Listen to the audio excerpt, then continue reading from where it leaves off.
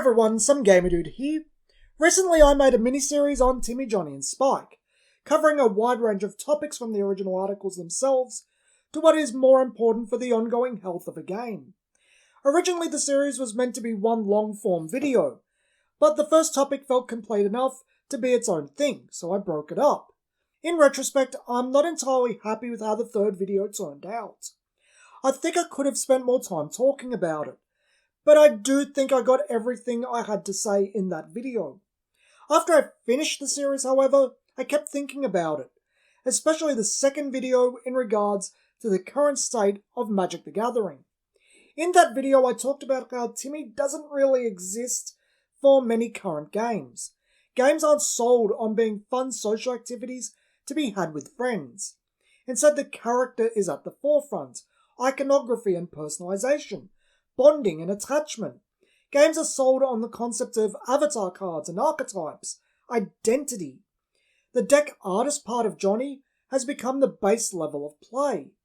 This is perfectly understandable from a marketing point of view. You have your main characters, they're recognizable and associated with the brand. People become attached to certain characters or archetypes. They want new parts for them, meaning you can go into the same well more frequently. Each time you introduce new characters or archetypes, you have a chance of getting established players to consume more, buy up new decks. But you also get a chance to appeal to new people. Maybe the new archetype or character will be what gets them to notice the game and buy in. Furthermore, if a person is a lapsed player, you can appeal to them with a returning archetype or character. The feeling of, hey, I liked this back in the day, I'll buy it. Magic the Gathering has changed a lot in the last 30 years. While the rules and frame changes are pretty notable changes, both done to make the game function better, the more interesting ones are those done because Wizards of the Coast feels the need to chase market trends. This being the emergence of recognizable characters in Planeswalkers, and the shift in gameplay to be more creature-focused, less spell-focused. While the Planeswalkers were on cards as early as 1997, the Vanguard being a direct precursor conceptually, Wizards knew it needed its own Pikachu or Black Magician before either property went international. The shift in gameplay is a case of Wizards analysing the market and seeing what Magic didn't do, then trying to cater to that sector of the market. Yes, it can be seen as Magic losing a bit of its own identity. Older players certainly feel this way. The reason is actually fairly sound. Where it gets more interesting, however, is that while Planeswalkers were introduced in 2007, Wizards were arguably beaten to the punch conceptually not only by their own magazine staff, but the very Magic players themselves over a decade earlier. Enter Elder Dragon Legend Wars, what would become Elder Dragon Highlander and eventually Commander. In 1996, Jesus Lopez wrote an article in Wizards The Duelist magazine titled Elder Dragon Legend Wars, detailing rules for a new format for Magic centering around the Elder Dragons, a set of 5 tricolour legendary dragons from 1994's Legends set. In Elder Dragon Legend Wars, each player chose one of the 5 3-colour legendary dragons as their general, then built a 60-card minimum deck using only the colours in the casting cost of the dragon. So if you chose Chromium, for example, your deck can only include black, blue and white cards. All cards must also be singleton, with the exception of basic lands. Decks must include between 20 and 24 creatures. Then those creatures must be 3/3 or stronger, unless they have an effect. The game was played with 25 life. Before the game starts, players designate 2 creatures as captains and 1 as a warlord. When a captain is destroyed, its controller loses 2 life, the destroyer gains 2 life. Same goes for the warlord and even the Elder Dragon itself, but for them it's 3 and 4 life respectively. While considerably different to the commander we have today, Elder Dragon Legend Wars set the foundations for the format. Over the years between 1996 and 2011, the format would see refinements, from being able to use any legendary creature as what would be dubbed the commander, to the standardized 100 card deck and 40 starting life. Over time, it would just keep picking up momentum, gaining more and more traction as a fan favourite casual format. The momentum grew so much that in 2011, it would be adopted by Wizards of the Coast officially, and with that, it would lose the moniker of Elder Dragon Highlander, now forever being known as Commander. Then over the last decade, interesting things happened. Ever since the introduction of Type 2 in 1995, what we now know as Standard, the rotating format of the last 2 years of sets has been the default way to play Magic the Gathering. However, the standard of Innistrad and Return to Ravnica became something of the last good standard. This was the releases from late 2011 to 2013. Ever since then, it's been largely duds, broken mechanics, or broken cards. Just nothing that really satisfies the player base of Magic the Gathering. Even before COVID-19, standard attendance was having considerable issues. This caused many fan formats to rise up to fill certain niches.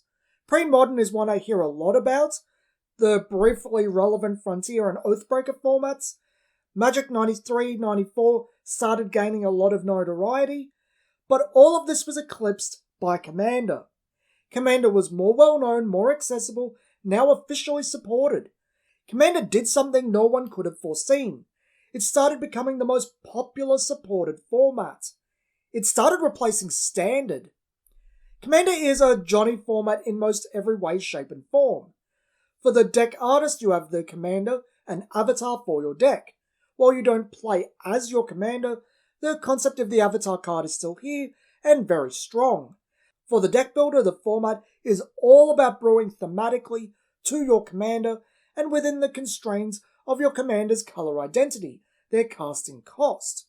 For the combo player, it's a long game with many play paths and is a legacy format, meaning all but banned cards are available to use. You can mix and match anything. Commander is replacing Standard because of all of this. The avatar card, personalizing your deck to you. It's a very appealing prospect and gets people emotionally engaged with their cards. Coupled with the theme-focused building in Commander, it allows Magic to provide what it normally isn't very strong at, that sense of identity. Finally, the ongoing format allows people to just keep using their cards. While we all get bored with formats over time, they become stale and boring. The continuous drain of new cards, or more correctly, not having that continuous strain, it's appealing. Wizards canonizing Commander is also a strange case in and of itself. Commander has its origins in a fan format, but when you look at everything it does, the market would go in that direction over time and has had aspects of it since at least the turn of the millennium. Avatar cards are far from a new concept. It's the heavy focus of them recently that is more of a market-wide phenomenon. Commander fits in perfectly with games such as Cardfight Vanguard, Buddy Fight, Gate Ruler, Dragon Ball Super, Flesh and Blood, Wicross, Force of Will, all of them. Commander predates all of these games, very likely influenced more than a couple, but appeals to the market in a very similar way. Wizards of the Coast does a lot of internal market research. The prominence of Commander as the most popular supported format has gotten so apparent that not only did Wizards of the Coast discontinue standard entry-level product in 2020, but replaced it with Commander product and tried to introduce a Commander Light rotating format in Brawl. There is currently no entry-level product for Standard, only Commander. With that alone, it's easy to see Commander as the most popular supported format. Wizards wouldn't be acting this way if it wasn't the case. However, this gets even more complex. Commander is the most popular supported format, but potentially not the most popular format overall. The most popular format of all is just people playing at their table with friends with the cards they own. What we don't know is how they're playing. Are they playing some variant of Modern or Pioneer, or are they too playing Commander? Has Commander reached such heights that it has replaced just making the best you can within the confines of a 60-card deck? Are we grossly underestimating people playing at the table, their knowledge, and their card collections? Only Wizards would likely have that data, but if they too are playing Commander, the shift to Commander sealed product over Standard sealed product would make absolute sense. With all of this said, the shift in the market, the shift in format priorities for Wizards, does Timmy just not exist anymore? Did Johnny kill Timmy? I think there might actually be an argument here.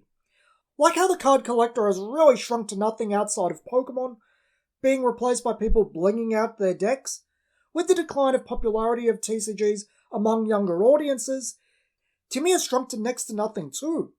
The audience is closer to 30, like it is for Yu-Gi-Oh! And this results in both remaining players and new players looking for something very specific, what Commander provides, not Standard. Those not interested in competitive play are more interested in themes and characters, not just the game itself or the experience with others. What they play takes priority over everything else. So what do you think? Do you think Timmy still exists?